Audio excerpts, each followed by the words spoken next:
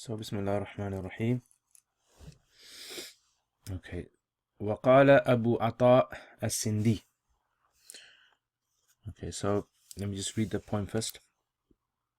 So this poem, first of all, follows the pattern of Tawil, Bahr al-Tawil. Okay, so we did Bahr al-Tawil before. Okay, Tawil, and that is Fa'ulun. Fa'ulun.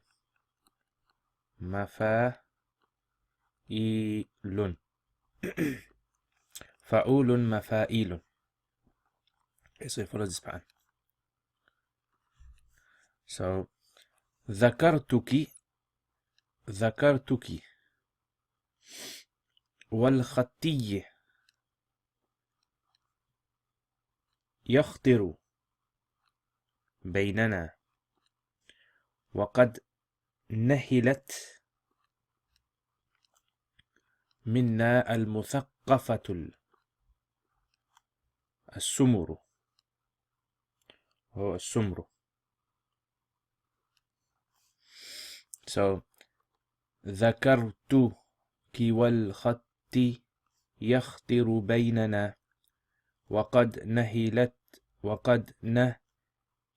منا المثقفة السمر فوالله ما أدري وإني لصادق أداء أعراني من حبابك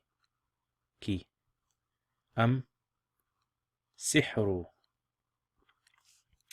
فوالله ما أدري وإني لصادق أداء أراني من حبابك أم سحر حبابك.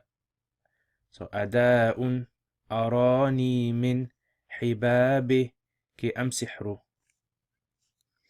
فإن كان سحرا فاعذريني على الهوى وإن كان داء غيره فلك العذر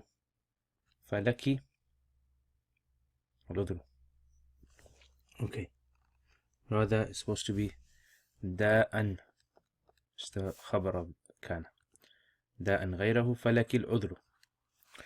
Okay, so that's basically what we call the Tawil pattern. So and if you notice how I kind of read it, I read it in a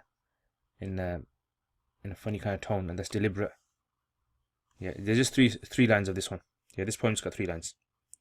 I mean, this poet's got lots of poems that he said, but this particular poem is just 3-line poem.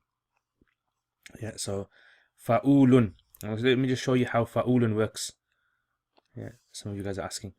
So ذكرت. So fa'ulun.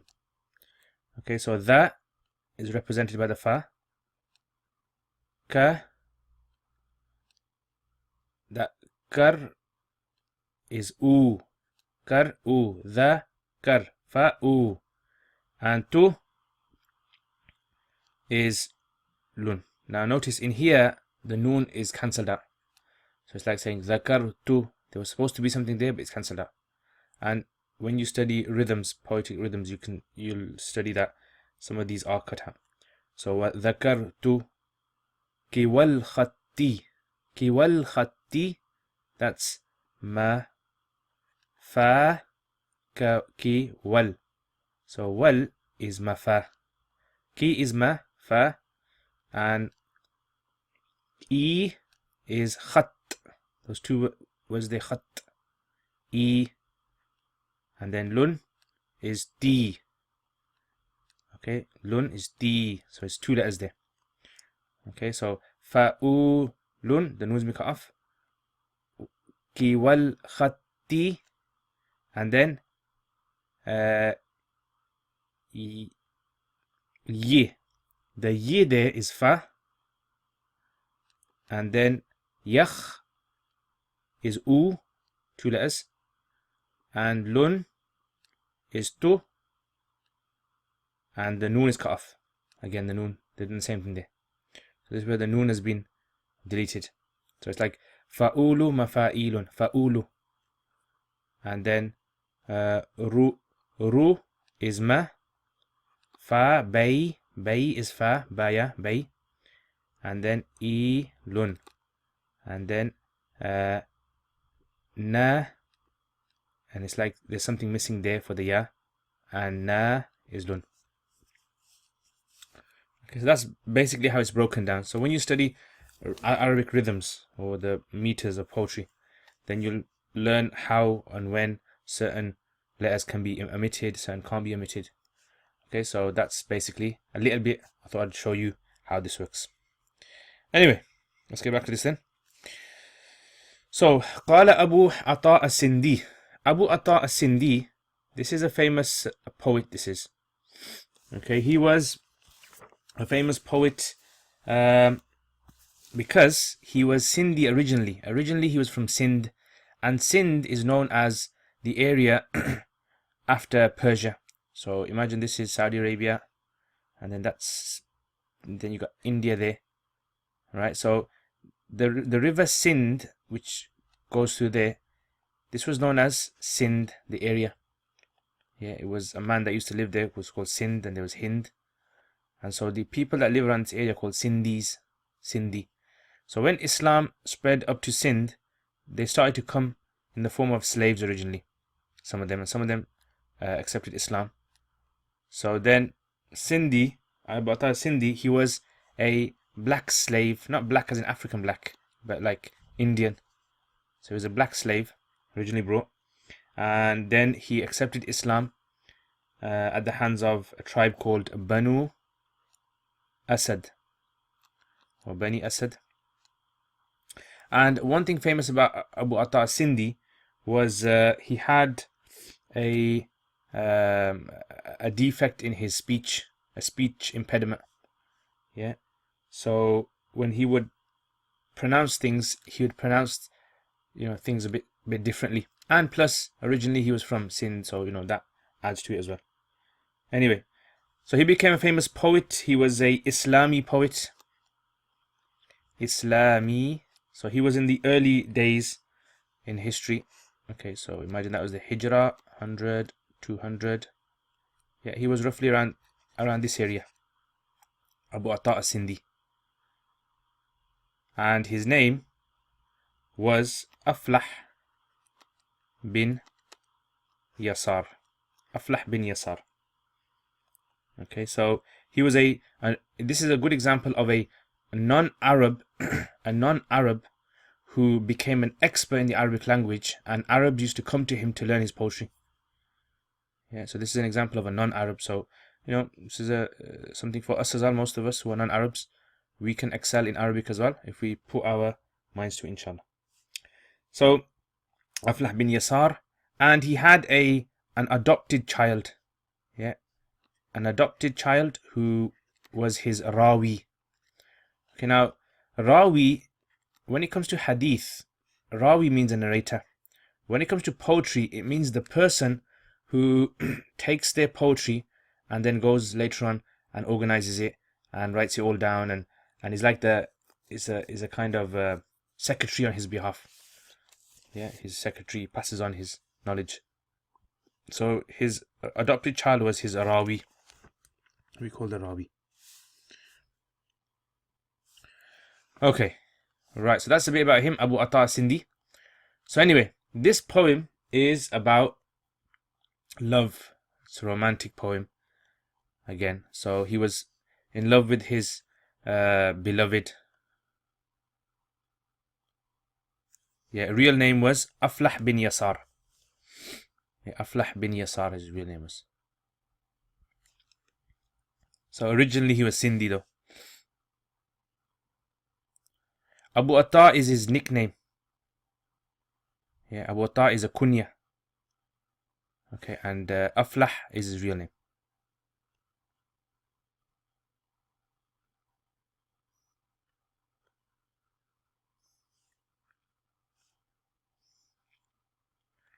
Okay. So ذكرتك والخطي يختر بيننا وقد نهلت منا المثقفة السمر. Now, what we have to remember here is that this poet, when he's speaking, obviously he's speaking about love. And so what he's going to start doing now is going to start exaggerating now. So you're going to watch for the exaggeration he's going to use to show how passionate he is about his beloved. So what I'm going to do first is one of the students requested if I can explain the words first and then do the tarkib a bit later. So I'll do that first. So ذكرتك. Now in Arabic, if you have the word ذكر, right, ذكر, يذكر, it means to remember. However, if the masdar is dhikr, it means to remember on the tongue. Dhikr means tongue remembrance. And dhukr with a dhamma, dhukr, means heart, remembering something in your heart. Yeah, so here, dhakartuki, this is actually from dhukr, the commentators say. Yeah, so he didn't say on his tongue, he remembered in his heart. Yeah, so dhukr is in the heart, and dhikr is on the tongue. So dhakartuki, dhakara means to, and ki goes back to, he's talking about the woman. Now this concept, I'm going to talk a bit about this concept a bit later, where you mention a damir, and that damir has no particular marja. Yeah, so over here, dhakartuki, I remembered you. So who is the you? It's not mentioned here. So I'll talk a little bit about that later. وَالْخَطِّيِّ يَخْتِرُ بَيْنَنَا. Khatti, this is a type of spear. Okay, so khatti, spears. Khatti. Yeah, these are spears that are straightened like a khat, like a line is made with them. Khatti. Or they're from a particular area, and so they're nisbat towards khat. So khatti. So khatti is a type of spear, and the Arabs used to have lots of names for spears, yeah, which you can look up in fiqh al-lugha. Fiqh al-lugha, you'll find it there. Yeah, different size spears and the names rumh and al-khatti and lots of other names. So al-khatti. So this is nisbah towards either khatti, the place, some locality, or khatti as in it makes straight lines with it. Yakhturu, khatara, or yakhturu, or yakhtiru. Yakhtiru, sorry. So yakhtiru, khatara, yakhtiru. It originally means at-taharruk, which means to move. Khatara shay, it means it moves. Yeah, and khatir, the heart is called the khatir. Khatir. Yeah, Arabs call the heart the khatir because this is the thing that moves inside of you, i.e. the thoughts move inside of you. So it's the khatir. The thoughts that come into your mind are known as khawatir. Khawatir. And there's a type of book that scholars used to write in the past, which were known as the khawatir. So thoughts that used to come into their minds, they used to write them down. So there's a famous one, which is called Sayyidul Khawatir by Imam Ibn al-Jawzi. It's a really interesting book. Yeah, it's just got all sorts of interesting things mentioned there, random things he mentions. It's not like in order or anything. So Sayyidul Khawatir. Okay, Sayyidul Khawatir. So the Sayyid means capturing, snaring the passing thoughts. So sometimes you get a thought in your mind and then you forget to write it down and you think, oh, if only I'd written that thought down, that was such a good idea I had there. So they used to write them down. So yakhtiru. So yakhtiru means movement. In that word there's movement there and it comes quickly. So khatara yakhtiru means just like thoughts, something that comes very fast and then disappears. Baynana, between us. Waqad nahilat. Nahila, it means, this is one of those words which is like azdad. Remember I told you last week? Yeah, the azdad words. Okay, and I just remember now. One of the brothers, Brother Talha, you sent me an email for the books and I totally forgot. I'm just too busy in this week. So inshallah, I'll send it a little bit later. So this is one of the azdad words. So nahila, according to Imam Marzuqi, he says that this can be used for someone who is thirsty, yeah, and drinks water, or someone who is satiated, yeah, who's just drinking water just for the pleasure of it. So let's say there's someone thirsty and they grab a cup of water and they start gulping that water down. They would say nahila. Yeah, nahila. And satiated, let's say there's a person who is satiated, okay, who's full, who's drank water, and they're drinking water. It can also be used for nahila as well sometimes. So it's like one of those opposite words. Alright, so, and we're going to look at the two possible meanings that it can be used for over here. There's another in another version of this poem, another word's been used. Let me put it in a different color. And that is nuhikat. Yeah. Nuhikat. Waqad nuhikat. Now nuhika, it's, you know, when a person's been like, had a fever, has been very ill for a week or so, and their body becomes very frail and weak. That weakness that you get in your body because of that is called a nahk. Yeah, the weakness that you get because of extreme exhaustion. Your body's drained. That's called nahk. Yeah. So again, we look at this word as well, see what this word means in the poem. Al-muthaqqafatu sumru.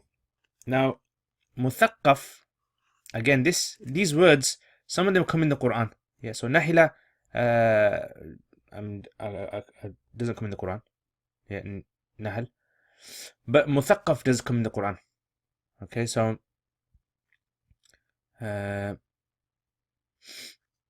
muthaqqaf is from the word tha qa fa. Yeah, thaqafa, and you've probably heard this word like in newspapers and Arab magazines. Thaqafa. Al-thaqafatul Arab, thaqafatul Arab, thaqafatul Islamiyya. So the word thaqafa actually means, you know, when when you get like a stick or something and you want to make it into a spear, it's usually bent. So what they do is they place it on top of a fire, burning fire, and then they start to slowly bend it straight. And they keep looking at it, you know, just as you try to look at an arrow, yeah, just to make sure it's straight. So they try to straighten it. So that's called a tathqif. Yeah, tathqif is when you're trying to meticulously investigate something to try and make it correct, straight. Yeah, so muthaqqaf, thaqafa. So that's why thaqafa, culture, that's what culture is like. It kind of, if you go into a culture, it straightens you, it puts you in, conforms you with how society thinks and does everything. So muthaqqaf was originally used for that, and in the Quran it's used waqtuluhum haythu thaqiftumuhum. Yeah, kill them wherever you thaqifa, wherever you meticulously find them. So search for the enemy in the battlefield, meticulously investigate, try and find them, locate them, and then kill them. So muthaqqafa has the meaning of like precision. This is a spear which is precisely made. It's not just a random spear that someone's got from their back shed. Yeah, this is someone's taken time in actually making this. Okay, and the word sumr. Okay, sumr is a type of spear which is of a certain color. Yeah, a certain color, and it was a certain shape, and it was a kind of a warlike spear that was used specifically in war, yeah, to kill people. So this was a kind of dangerous form of a spear. Out of all the spears, this was the dangerous one, the high-tech one, the sumr, muthaqqafatu sumr. And sumr is like wheat color.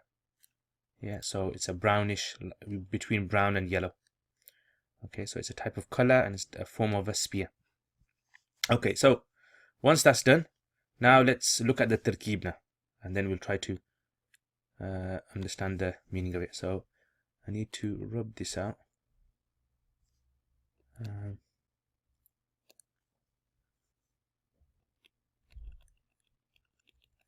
Get this done. Okay, give the meaning, yeah? Okay. See, if I give the meaning, because there's several meanings, should I give all several meanings?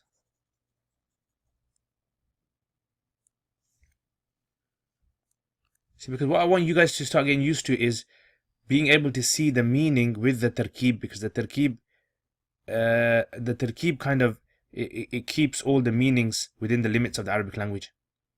Yeah, so what I want you to guys get used to is that if you do a translation that does not conform with the rules of Arabic grammar, that translation is wrong. But anyway, let me give it a go. I'll give it a go, inshallah, and then you can see which one. So, ذكرتك, I remembered you, O my beloved. والخطي, whilst the khatti spears, يختر بيننا, were moving swiftly between us. وقد نهلت, whilst the carefully designed or manufactured spears were drinking our blood. قد نهلت منا المثقفة السمر. Okay, if that's nahilat, meaning that they're thirsty. So in other words, the thirsty, well-designed spears were gulping, were drinking from us, drinking our blood. And if it's satiated, then it just means drinking. And if we take the meaning of nuhikat, then it means this, وَقَدْ نُهِكَتْ مِنَّا, that the مُثَقَّفَةُ السُّمُرْ spears had weakened us. Yeah, so many had come towards us, they were firing them at us like a shower of spears, that our bodies had become exhausted and weakened by the piercing of these in our bodies. Yeah. Okay, so let's look at the tarkib then. So tarkib. So ذكرتك. So this is fi'l plus the fa'il. Ki is the maf'ul bihi. Waw is hal.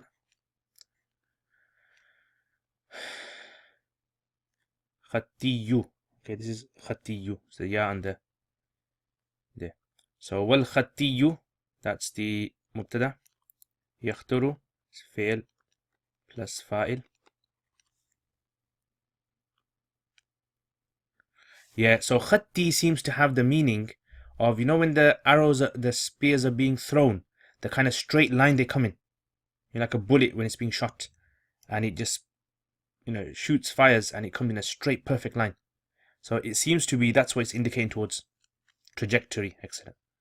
Yeah, a very precise and straight trajectory. So look at the poet, how he's being so specific with the exact wording. Very detailed he's being. Yeah, so مبتدا يختر is فعل فاعل. بيننا, this is مضاف مضاف إليه, becomes the ظرف. Okay, which is متعلق to يختر. And then all that becomes the جملة اسمية خبرية لحال linear trajectory. وقد نهلت واو حال. قد is تأكيد, نهلت فعل. And مثقفة السمر صفة موصوف put together becomes the فاعل. And منا is متعلق to نهلت. Okay, so that's basically the tarkib of that. Okay, now the one thing I want to point out, you know, what you guys need to get used to.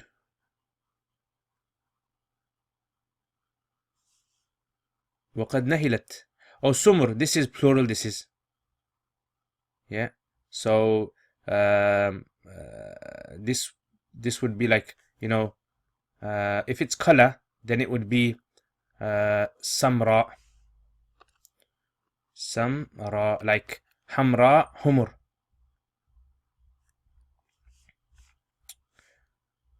Okay, so the nahila, I just want to show you something, and this is to get you kind of used to having acute sensitivity to Arabic language, so you know subtle changes in meaning when you have a slightly different word. So like I told you last week, there's several books that you can read on this. For example, like Fiqh al-Lugha by Tha'alabi and Furuq al-Lughawiyya by Ibn Asakir. So try and read Fiqh al-Lugha regularly. Yeah, just have a little glance at it. And this will really help you in trying to understand the exact, or, you know, as close as possible to exact meaning of the Quran. So, for example, like, you know, when a human drinks, you say shariba. So the word shariba is for human. Yeah. When a child drinks, so when an adult human drinks, you say shariba. When a child, a baby, drinks, you say rada'a. You don't say shariba. So normally we'd probably say, suckled, maybe, child suckled. Or we will even say drink. Rada'a. And if a wild animal, if a predatorial animal drinks, we say walagha. Walagha. So you don't say the animal drank. Yeah, to lap. Is that what it is? Yeah, to lap. So walagha. And if a camel drinks, you say jara'a. Yeah, jara'a. And if a bird drinks, you say abba. Abba. Yeah, gulp. So it's like the way the camel drinks, it just slurps it up, like that kind of action of taking water in, slurping is that kind of action. So all these words describe how the animal does it. So these are loosely used for humans as well, if you want to exaggerate something. So if you want to say, for example, a guy came to my house and I gave him a drink of water and he jara'ahu. Yeah, jara'a. That would give the meaning like a camel. He was just gulping it back, slurping it back. Yeah, so these are various subtle differences in the meanings. And okay, that's that. Next, فَوَاللَّهِ مَا أَدْرِي. So wallahi, you guys know that. Qasam. مَا أَدْرِي وَإِنِّي لَصَادِقٌ. مَا أَدْرِي. Now, in Arabic, ma is used for negating a concept. Yeah, for example, like if I say to you, where's Zaid? In other words, I assume Zaid has attended class today. And I say to you, where's Zaid? And if you want to say to me, like, no, sorry, you're wrong, Zaid is not here. You say, ma Zaidun mawjud. Ma Zaid. You don't say laysa. Laysa is used if you want to tell someone who does not doubt Zaid being there. So if a person doesn't doubt Zaid being there, then you say laysa. Otherwise, you say ma. So ma is negating a concept. Yeah, so ma is used for that. So فَوَاللَّهِ مَا أَدْرِي. I do not know. Ma adri. In other words, it's as though there's something that has already been said, hidden. And we're going to find out what that is in a bit. Adri, dara, yadri is to know. Yeah. To know something by using your common sense or to working out. Diraya. Okay, so it's from the word diraya. Wa inni la sadiqun. Sadiq, truthful. Ada'un. We're going to come back to this hamza in a bit. Da'un is an illness. Yeah, marad. Yeah, da. Ara ya'ru. Okay, so this word came before. Ara, it means to settle, to reside. So ara. Ni min hibabiki. Hibab means hub, love. Okay, hibab. And in Arabic there's a rule which is kathratul ma'ani tadullu ala kathratil ma'ani. Kathratul mabani tadullu ala kathratil ma'ani. Yeah, so in other words, the more letters there are in a word, the more meaning it has. So hub only has 3 letters, ha and double ba. Whereas hibab has more than 2 letters. It has alif as well. So therefore, hibab is like more exaggerated or emphasized love. Hibab, passionate. Min hibabiki. Sihru. Sihr in the Arabic language means tamweeh. Okay, tamweeh. That's a meme there, sorry. Yeah, tamweeh. So tamweeh means something which is misleading or deceptive, not as it seems in reality. So something that is not as it seems in reality is called sihr in Arabic. Anything. So like a hand trick, card trick, coin trick, that would be called sihr. And likewise, someone who does an illusion to someone in tricking them. Like sometimes you get these shows where they have a hidden camera and they'll do like a certain act in front of someone, a random person in public. Yeah, prank. So that would be called a sihr in Arabic. So sihr is like a very broad term which has lots of things that come under it. Yeah. And if you want to read more about this, then you can read in Tafsir Ibn Kathir. Tafsir Ibn Kathir. Yeah, under the verse, I think it's 105, 106, the verse of Sulaiman alayhi salam. There's one verse there.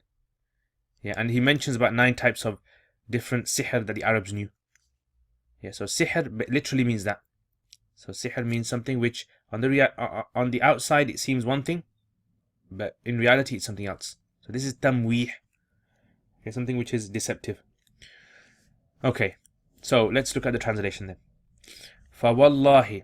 So by bringing the fa, yeah, the effect of fa is continuing on from the previous thing. It's like saying, once you've understood this, then this.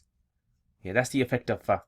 Fa wallahi. So fa wallahi. So after all of mentioning all of this, in other words, he was so passionate about this woman, yeah, that he's saying in the midst of the battle where normally people are, wetting their pants out of fear, he is thinking about his beloved.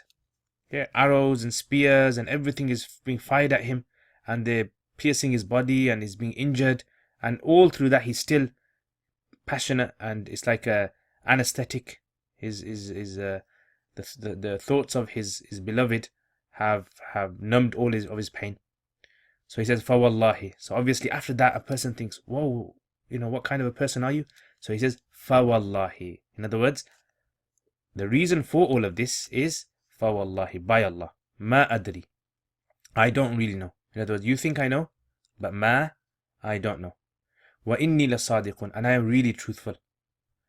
So lam ta'kid.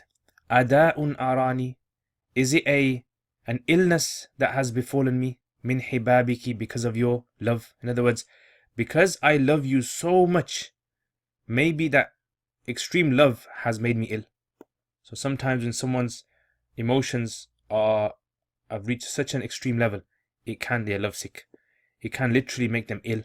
Yeah, that, is it Romeo Juliet? Yeah, all of that. Yeah, so ada'un arani min hibabiki. So love can do that to people. So is it an illness that has befallen me due to your love? Am sihrun, or is this like some sort of magic that's happened to me? Have I been bewitched by you? Meaning, have you done something to me? You bewitched me. فَإِنْ كَانَ سِحْرًا. Okay, up to there. Yeah, so again, look at the imagery that this poet is creating. Yeah, he's a very amazing poet, this guy is. And I think he's a non-Arab as well. His lineage is non-Arab, Sindhi. But still, he still has that what we call dhawq al-Arabi. Yeah, and that's what you guys want to achieve. Yeah, and this is why the Imam al-Jurjani mentions that balagha and understanding the expressions of the Arabic language is not based on rules. Rules are just there to get to your destination. The destination is dhawq. If you want to understand Arabic, you want to understand Quran or poetry, whatever, you need to have the taste of Arabic inside of you, the dhawq. So this is why when you start reading these, your dhawq, your taste becomes more acute. You start to sense things more than other people. فَوَاللَّهِ مَا أَدْرِي وَإِنِّي لَصَادِقٌ أَدَاءٌ أَرَانِي مِنْ حِبَابِكِ أَمْ سِحْرٌ. Yeah, everyone got that? And this is why, if you think about it, the Sahaba, when they used to listen to Quran, they would cry. And for us, we listen to Quran and we sometimes cry, maybe like a one-off occasion. Maybe if it's a verse of Jahannam or something. Yeah, and the guy has to have a nice voice as well. But the Sahaba, it was regular for them to feel emotion when they used to hear the Quran, because they were so sensitive to when it came to the words of Arabic language that they could appreciate all the different subtleties in the Quran. So they understood the fa, the effect of fa, the effect of ma, the effect of lam ta'kid. May Allah give us that inshallah as well. Okay, so fa. So this fa is called fa fasihiyya. Yeah, fasihiyya. So in other words, fasihiyya means it's like you're answering a hidden question. In other words, the question after the first couplet has been said is, what's wrong with you, man? Yeah, you know, why are you so crazy about this woman? So now he explains it. فَوَاللَّهِ, by Allah. And you only swear an oath when the person you're speaking to doesn't believe you. Remember, the Arabs would not swear oaths for no reason in their writings and their speeches. So, فَوَاللَّهِ, by Allah. In other words, you don't believe me, do you? But I swear by Allah. مَا أَدْرِي, I truly don't know what's happening to me.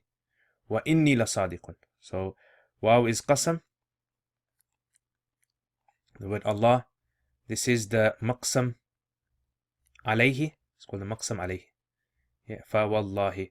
So that waw, this waw, is what we call a waw ataf as well. Yeah. Sorry, qasam. So ma is nafi. Adri. This is fi'l plus fa'il. Waw hal. Inni harf mushabba bil fi'l and the ism. La sadiqun, this is the khabar. And all that becomes jumla. Ismiya khabariya hal. Okay. All of this is maqsam bihi. This is known as maqsam bihi.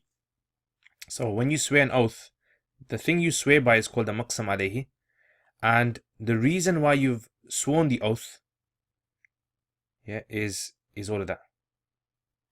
Actually, all of this can be the maqsam bihi, yeah. Yeah, make all of that maqsam bihi. Ada'un, so da, this is mawsuf. Ada'un, and then arani is fi'l plus fa'il. No. Yeah, okay. Fi'l fa'il and maf'ul bihi. Min is jar. Hibabik majroor. Jar majroor is muta'alliq to arani.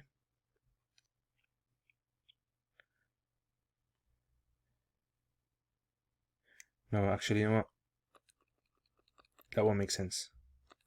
So what we're going to do is we're going to make da the mubtada. Not mawsuf, mubtada.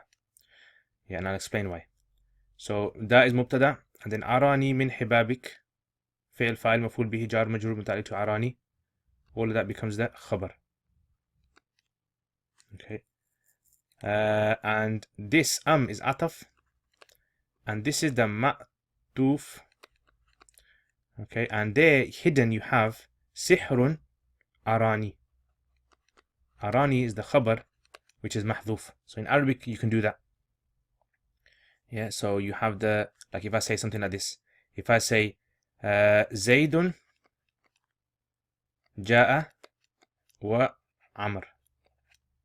So Zayd is mubtada, Ja is the khabar, and then Amr is ataf onto Zayd. So that's like another mubtada. And so where is khabar? You assume the khabar to be hidden, i.e. ja'a. So Zayd came and Amr came. So ada'un arani min hibabik sihrun arani. Okay, that's it. Now, why did I do this mubtada? Because if you make it into mawsuf and you make that into a sifa, then you're left with an incomplete sentence. It's a phrase, it's not a full jumla. Okay, and why is the sentence started off with a nakira? So in Arabic, the Quran does this very frequently. You're not supposed to start off a sentence with a nakira unless yeah, inshallah. Yeah, Jazakallah for reminding me.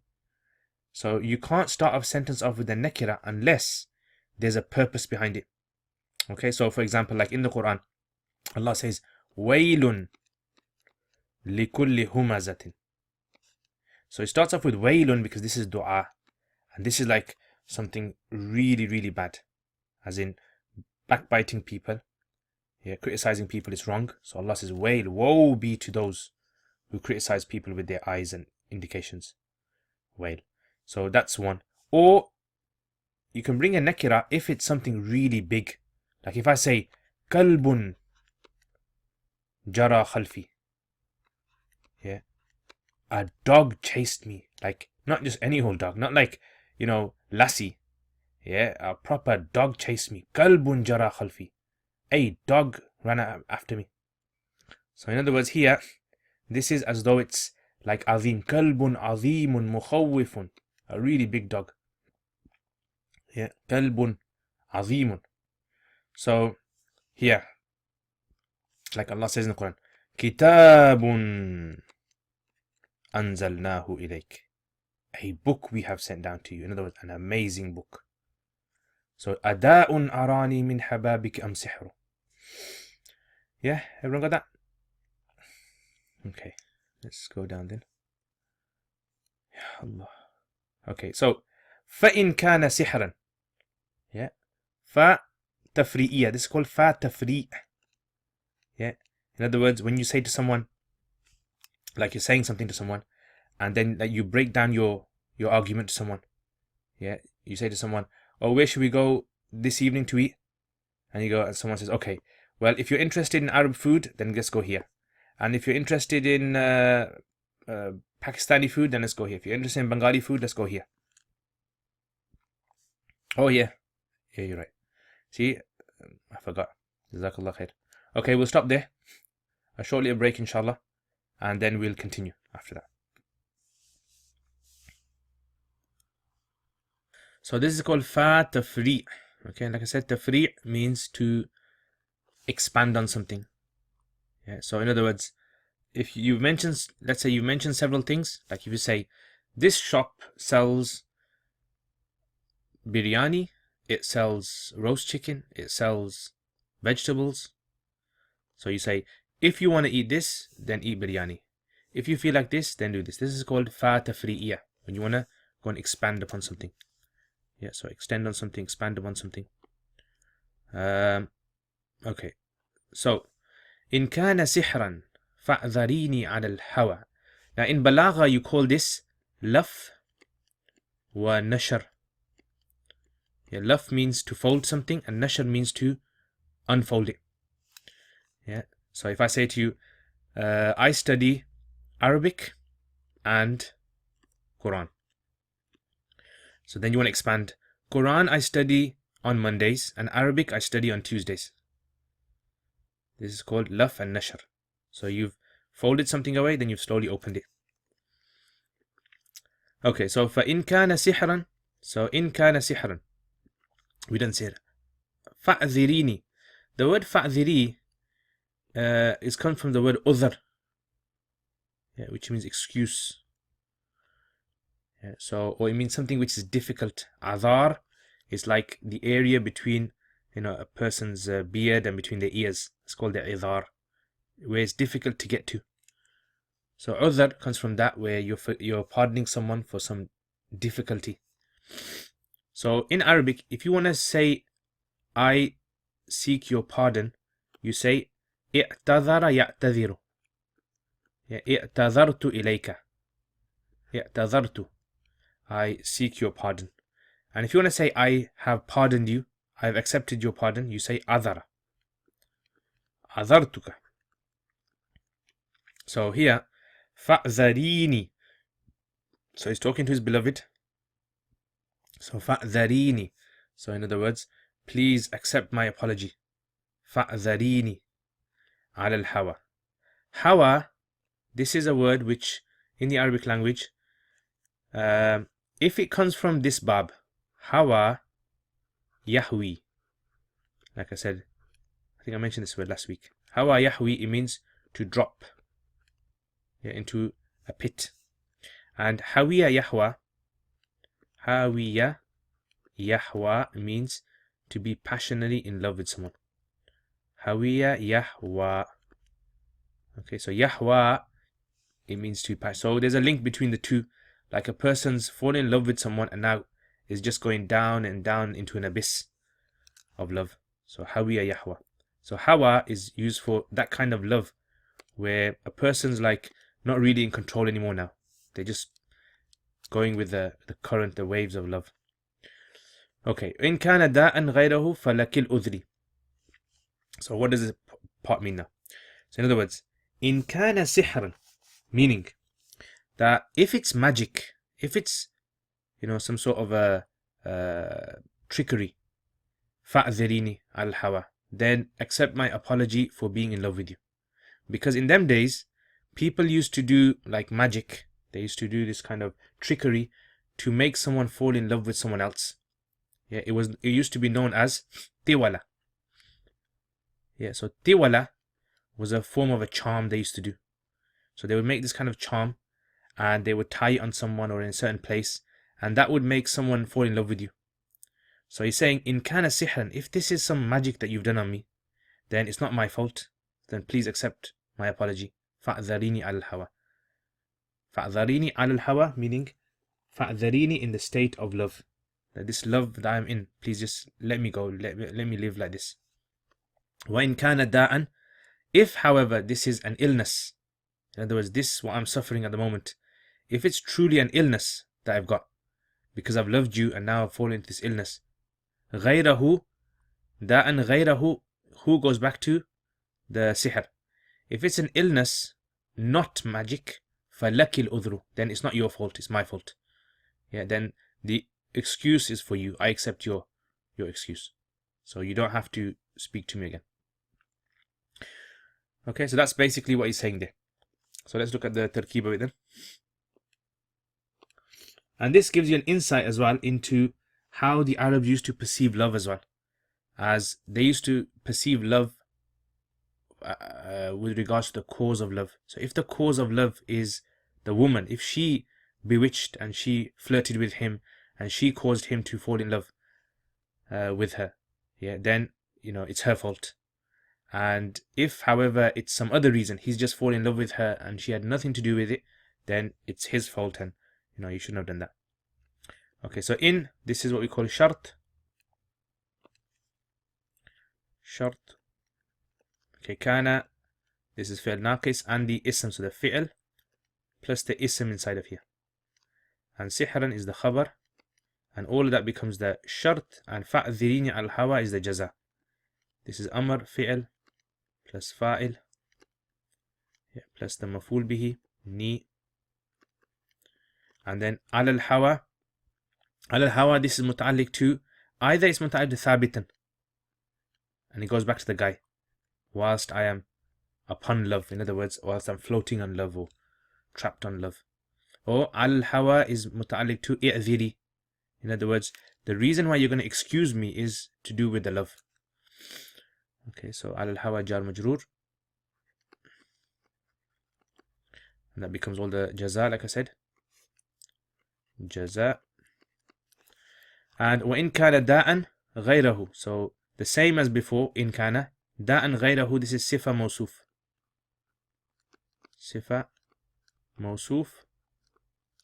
فَلَكِ الْأُذْرُ, so laki is the khabar muqaddam and udhr is the mubtada muakhar. Okay, that's basically the tarkib of that. Okay, I just want to go back to just two nahu points over here. Yeah, two nahu points. Now, first of all, the damir issue. ذَكَرْتُكِ. So, ذَكَرْتُكِ. In Arabic, if you have a damir, you need to have a marja'. So, marja' basically means you need to have somewhere where that damir can go back to. Yeah. So, in other words, does that damir, like if I say something like this, if I say, I saw a man and helped him. Now, this him, this is the damir pronoun. It goes back to a man. Yeah. So this is called the marja' in Arabic. So the marja' by default should be in the sentence. If it's not in the sentence, then this is called idmar qabla dhikr, hiding the marja' before mentioning it. Yeah, which is not something which is desired in Arabic unless it's for a particular reason. Yeah, and there's two common reasons where you can do this. One is where if everyone knows, so it's in everyone's mind. Like for example, Allah says, "Inna anzalnahu fi laylatil qadr." Yeah, we sent it down on the Laylatul Qadr. All Muslims know what Allah sent down, and what is that? It's the Quran.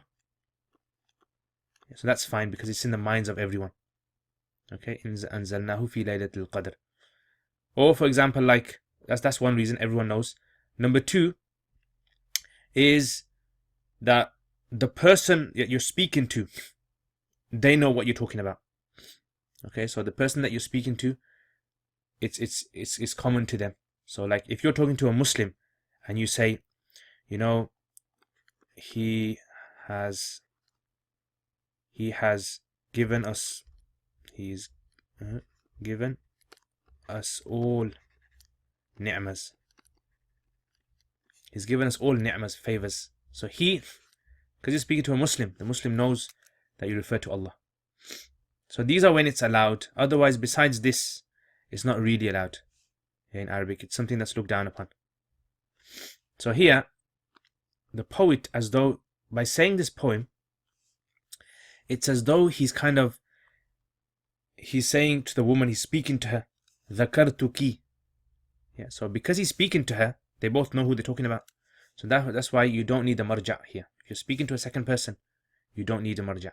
And he's saying this poem, remember, to her, isn't it? But we're listening to it as a third person. So it's as though we're watching from a distance and we're imagining a woman is standing in front of him and he's conversing with her. So he's creating an image, he's personifying his poem. Okay, so that's the benefit of this. The second is So I'm not going to go into this, but you can look it up yourself. Some of the commentators have said this is not istifham, it's not question. I did it as a question. They say this is called Hamza Taswiya. Hamza Taswiya. So when you want to equate between two things, you can do it by bringing Hamza Taswiya. And Allah does this in Surah Baqarah. In Surah Baqarah, Allah says, Sawa'un alayhim. A'anzartahum. Anzartahum. So that does not mean do you warn them. It means that it's the same, equates equal. And they call this Hamza Taswiya. So if you read under tafsir, under this ayah, you'll find that the Mufassirin talk about Hamza Taswiya. So I thought I'd just mention that to you guys. If you come across it, you know what it's about. So yeah, this is Abu Ata as-Sindi's poem about his beloved. And you can see the exaggeration that he's gone. Yeah, it's crazy, man. I don't think a person would be that passionate, at the time of death, being killed by the enemy and still remembering his beloved in that state. Or maybe he is, wallah, maybe I've never, been there, never been in a battlefield like that. So anyway. Right, any questions on that previous poem? Are you guys understanding it? Or are you guys just being polite?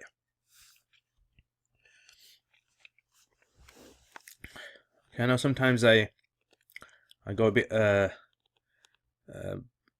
deep into certain words, explaining certain meanings, but I thought maybe it's beneficial to you. And exposure as well. It's good to be exposed to a concept, and then maybe down the line, a few years down the line, you'll say, oh yeah, remember when I did the Arabic course, poetry course, we did this concept. Oh, now it makes sense. So exposure is good as well. Yeah, should we start the next one then?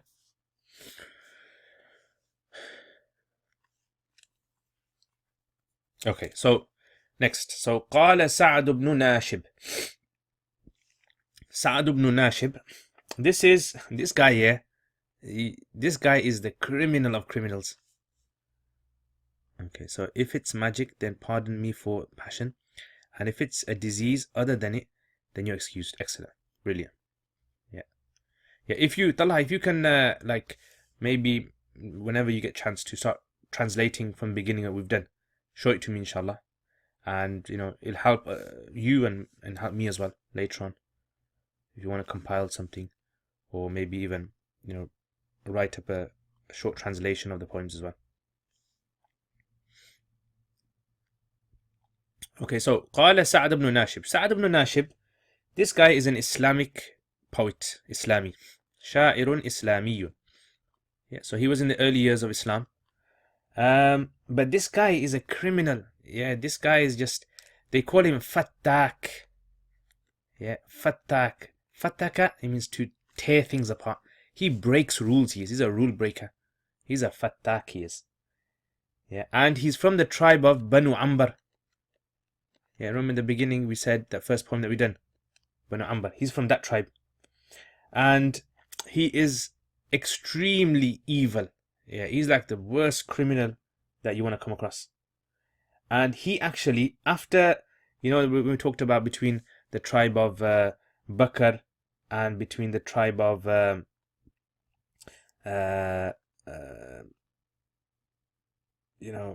Bakr and Taghlib. Yeah, between the tribes of Banu Bakr and Banu Taghlib, this guy, he goes and he wants to start the fight again. Yeah, he wants to start the war again. So between Tamim and Bakr, so he wants to start all that again. So this guy is a crazy guy. Yeah, he's just a warmonger. Yeah, and you can read more about him in a book called Ash-Shi'r wa-Shu'ara. I put it in the list of books that I sent you guys. Ash-Shi'r wa-Shu'ara. Okay, and that was the day that he wanted to start the battle between them is known as Yawm al-Waqidh. Yawm al-Waqidh. Okay, Yawm al-Waqidh. That's the famous day when he wanted to where he wanted to start war between Banu Tamim and Banu Bakr. Yeah, and this was something really bad. Anyway, he lived in the city of Basra. Yeah, and he's from the tribe of Tamim himself, Banu Mazin, from the tribe of Tamim. Yeah, so Sa'ad ibn Nashib from that tribe. Okay, anyway, this poem follows the pattern of Tawil. Yeah, pattern of Tawil. So you guys know the pattern of Tawil. Fa'ulun, mafa'ilun. Yeah, so سأغسل عني العرب السيف جالبا علي قضاء الله ما كان جالبا وأذهل عن داري وأجعل هدمها لعرضي من باقي المذمة حاجبا ويصغر في عيني تلادي إذا انثنت يميني بإدراك الذي كنت طالبا فإن تهدموا بالغد رداري فإنها تراث كريم لا يبالي العواقب أخي مراتي لا يريد على الذي يهم به من مفضع الأمر صاحبا إذا هم ما لم تردع عزيمة همه ولم يأت ما يأتي من الأمر هائبا فيا لرزام رشحوا بي مقدما إلى الموت خواضا إليه الكتائب إذا هم ما ألقى بين عينيه عزمه ونك عن ذكر العواقب جانبه ولم يستشر رأيه هو غير نفسه ولم يرض إلا قائم السيف صاحبه. Okay, if you're recording, give us a link. Yeah, inshallah. Hopefully, inshallah, I'll try and I'll do something. It's just that I just don't get time in the week. We're really busy. But inshallah, make dua. Allah, barakah is from Allah, inshallah. Believe in Allah, inshallah, and Allah can do everything. So Aghsil, okay, so let's look at this poem now. So now, basically what's happened here is this. This criminal, yeah? You know what is the best poets? You know which ones they are? The worst criminals. The best poets are the ones that used to drink the most. The best poets are the ones that used to, flirt the most. The best poets are the ones that used to get involved in all these bad activities. And that's why in the Quran, Allah says that poetry does not befit the Prophet ﷺ because it had this negative stigma attached to it. Okay, you're an exception, bro. Yeah, no, there's exceptions. Yeah, there's always exceptions and everything. But generally, that's what the Quran says, that don't you see the poets, they're in every little issue, they always got their nose in it. Yeah. Kulli wadin yahimun. And he says that the ones that follow poets are the worst. Ghawoon, the really lost people in life that have nothing else. Like those Facebook people who have Yeah, I'm one of them as well, by the way. Yeah, who have nothing else and they just love this romantic poetry and stuff. And yeah, basically, basically, when you follow me, yeah, you're one of those. So anyway, so this is Sa'd ibn Nashib. So what happens basically is this guy, they say he killed someone. So when he killed someone, what happened was that the governor of Basra, his name was Bilal bin Abi Burda. Bilal bin Abi Burda. And some say it was Hajjaj ibn Yusuf. What he done was he got fed up of him because this guy's always committing crimes. So he destroyed his house. He went and bulldozed his house down. He knocked his house down. Yeah. So, to really annoy him. So this poem is about breaking his house down. So, okay. He says, سأغسل عني العار بالسيف جالبة. So, first of all, let me explain the words. Do you guys prefer me explaining the words first or doing the i'rab first, tarkib? What do you guys prefer?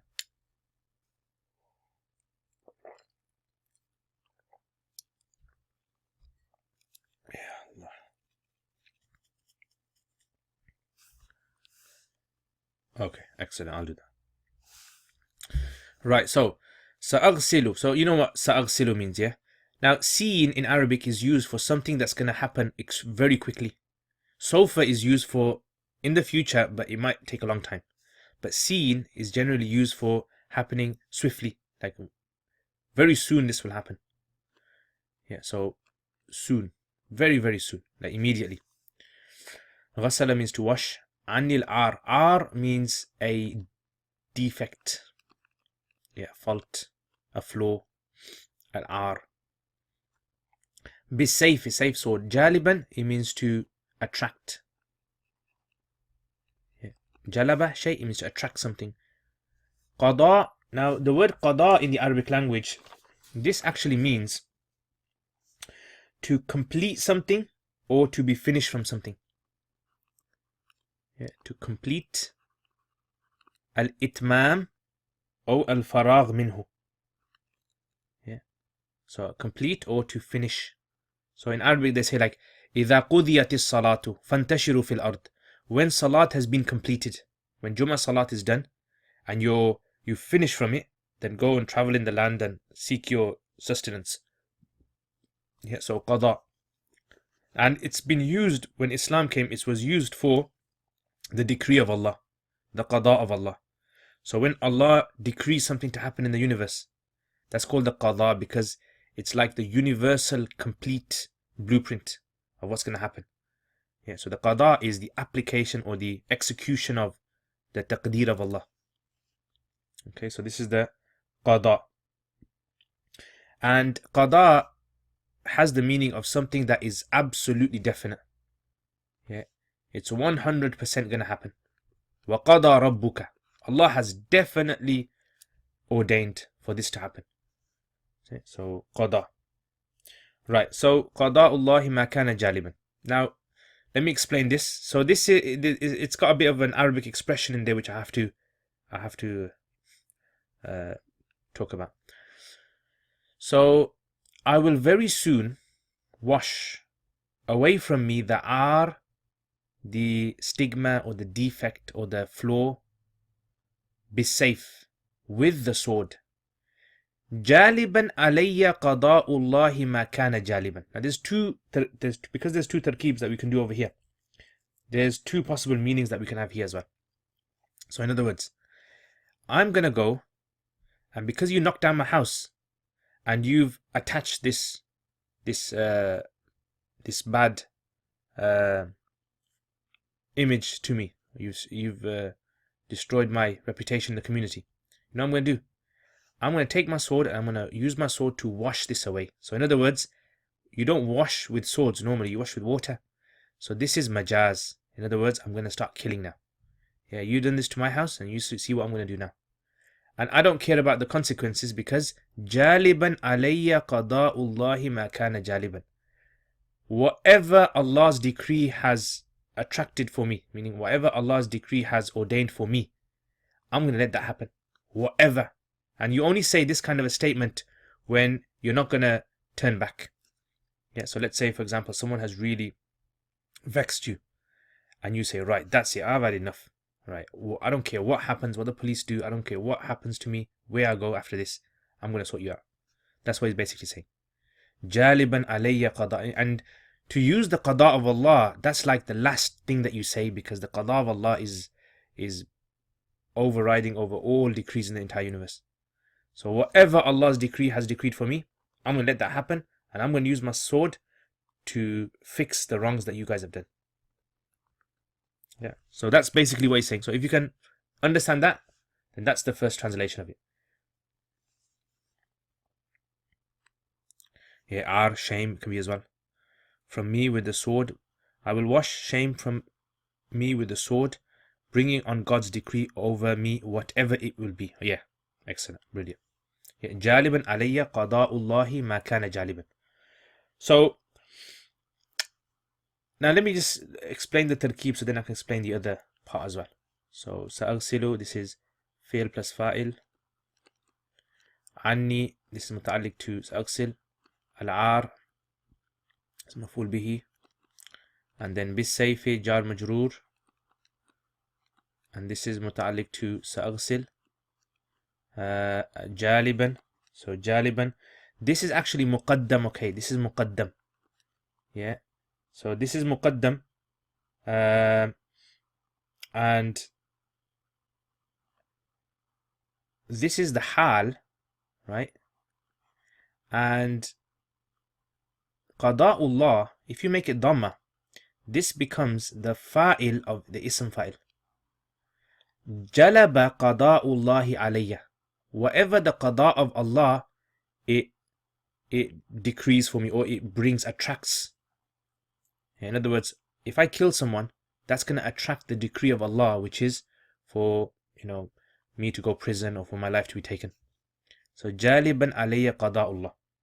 That's one possible tarkeeb of it. And the other possible tarkeeb of it is this, that we say that qada' Allah is mansoob. Yeah, so we say qada' Allah, qada' Allahi.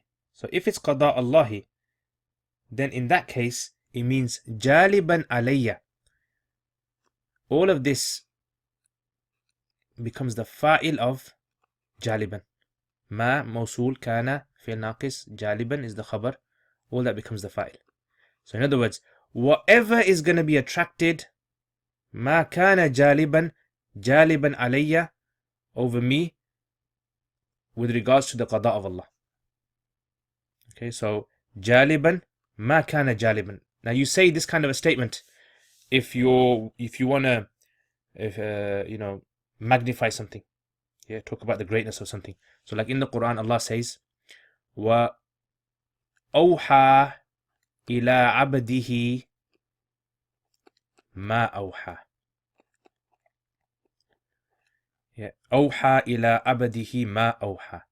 He revealed to his servant ma awha, that which he revealed. Whoa, that amazing revelation, unimaginable, unexplainable. Yeah, so this is the maf'ul bihi of jaliban. Yeah, maf'ul bihi of jaliban. So in other words, awha ila abdi ma awha. Or for example, فَغَشِيَهُمْ مِنَ الْيَمِّ مَا غَشِيَهُمْ. So in other words, that which covered them, talking about Fir'aun, that which covered them in the river of Yam, the river, where the Red Sea, where it parted, and then Fir'aun went through, and then the river came back again, and it drowned all of them. So غَشِيَهُمْ مَا غَشِيَهُمْ. What covered them, covered them. So this is a kind of statement that you use to describe the horror, the terror of what happened on that day. So likewise over here. So he said, Ma kana jali, whatever is going to be attracted, whatever's going to happen next. Yeah. Ma kana jaliban alayya qada Allah. Yeah. Whatever is going to happen and whatever it's going to attract of the qada of Allah, I'm ready for it. Does that make sense? So the first one is a bit easier to understand. The second one is a bit tricky to understand because you have to understand the concept of jaliban ma kana jaliban. Yeah.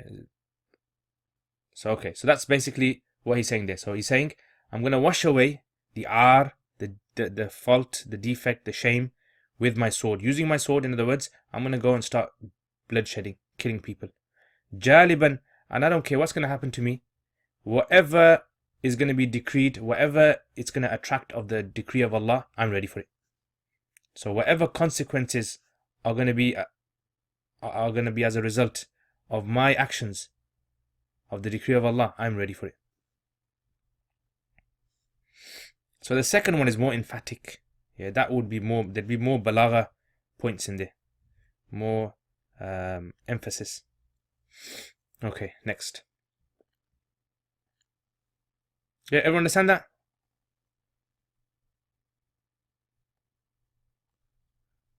Okay. Right, so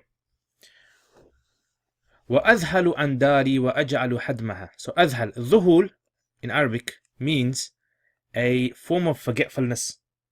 Yeah, dhuhul is a form of forgetfulness. However, it's different from forgetting.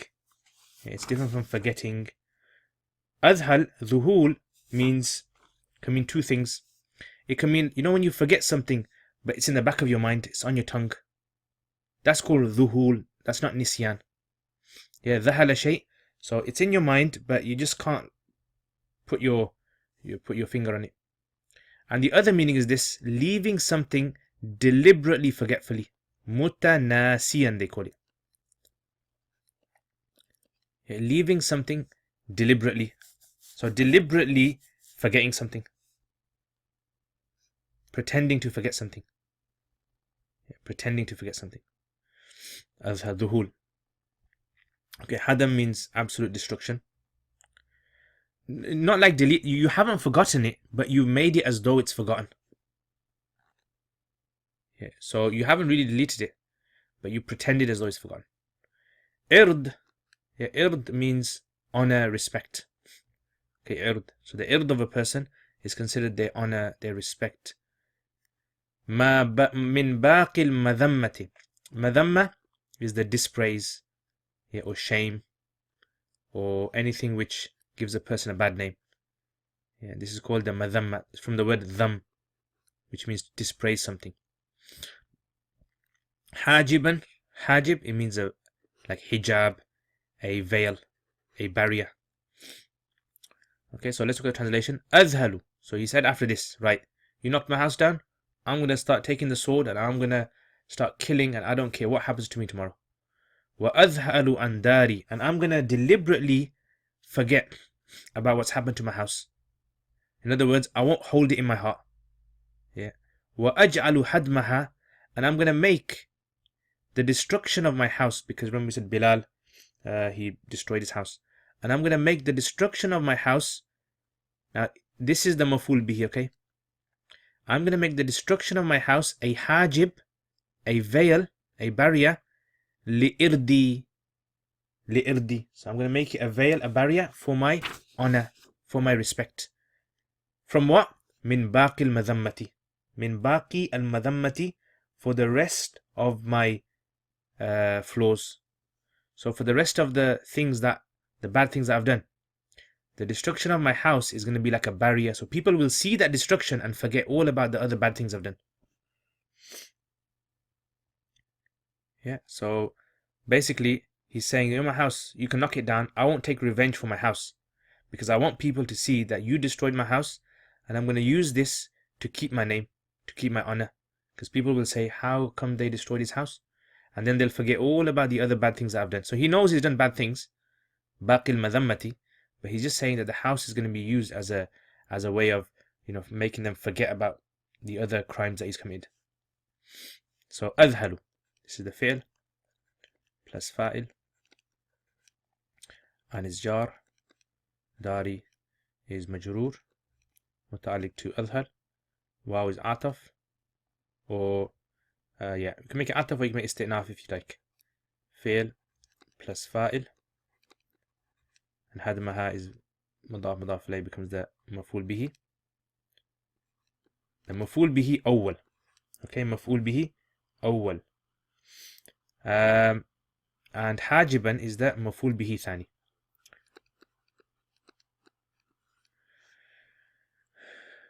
Yeah, after. Yeah, he recited this poem after. Okay, so you know when ja'ala has two maf'uls. Ja'ala has the meaning of sayyara. Sayyara. Yeah, so usayyiru, I will change the hadam into a hajib. I will convert. Yeah, so he said he's gonna start a killing spree after that. In other words, because it's happened now, I'm gonna start doing it now.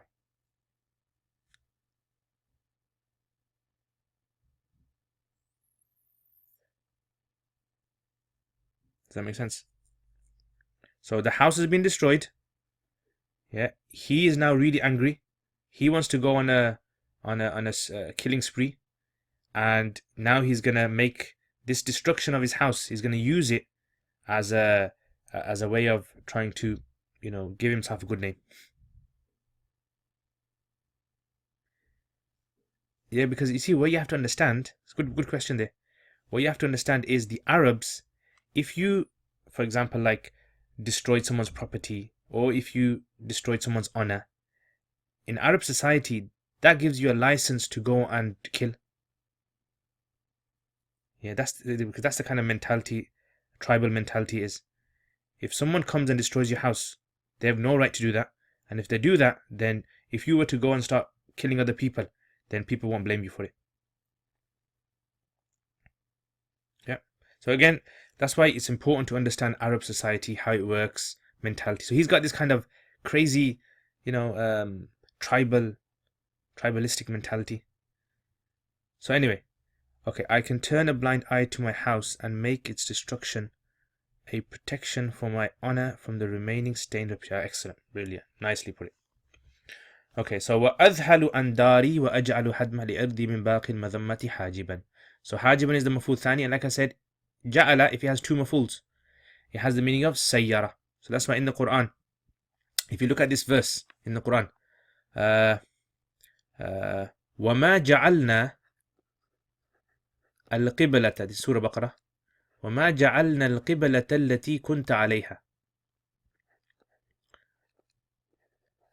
Look at this verse in the tafsirs, and you'll see difference of opinions about what ja'ala means here. So those who have said that there's one maf'ul here say ja'ala means to make.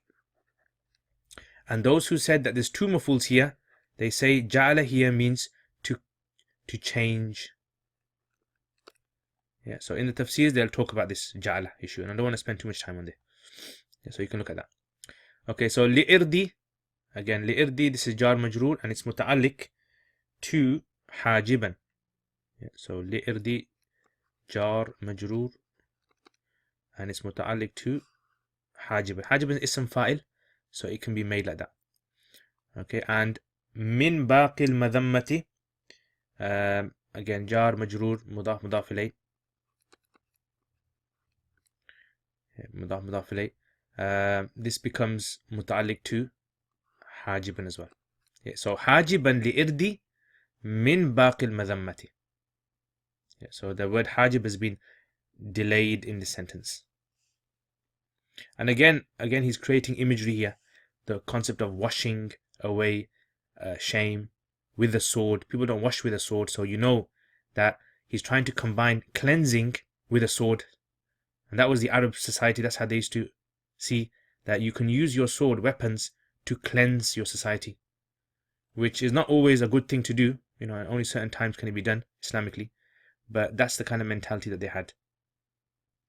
Okay, we'll stop there because then we have to take a bit of time. So I wanted to finish this whole part here, but okay. So any questions, guys? So we've got 4 lessons left, but yeah, if we don't finish it, inshallah, I'll continue. Yeah, I'll continue for those who can continue, and those who can't, then they'll get the recordings, inshallah. So like I said in the beginning of the course, I want to finish all these poems, and I actually didn't assess it properly because I thought I'd be able to finish it within 10 lessons. But chalo, inshallah, maybe 12 lessons or 13 lessons it'll go up to. Yeah, so I hope that's okay with you guys. And the main thing is for you guys to become acclimatized to Arabic poetry, how Arabic poetry works. Yeah, and you can spend your whole life studying Arabic poetry, and you'd always learn something new from it. It always have an effect on your understanding of the Quran as well. Yeah, and you'll always start looking for these little small things.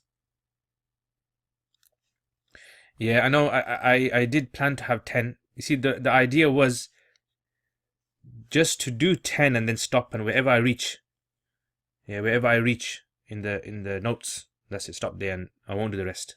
So I can do that if you want. Yeah, that's fine with me. We can stop at 10, and the rest, then you'll have to do them yourselves. So yeah, I can do that, inshallah. I don't mind. So you can decide that. Or I mean, what I can do is in my own time. Inshallah, and send you the recordings of it. So we can finish at 10 live sessions. Live sessions are all finished, and then after that I can just do the rest of them in my own time in recordings, and I'll send you the recordings of it, inshallah. So inshallah, we can see that.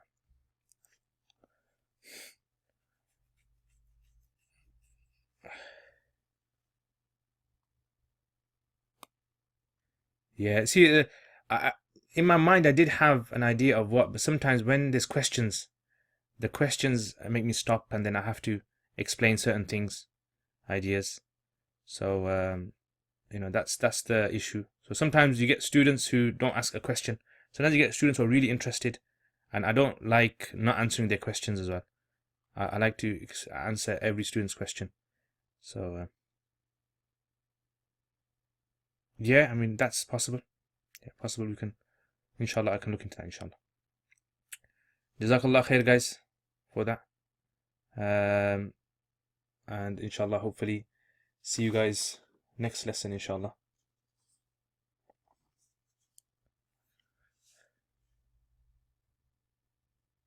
Oh yeah, inshallah. Assalamu alaikum wa rahmatullah.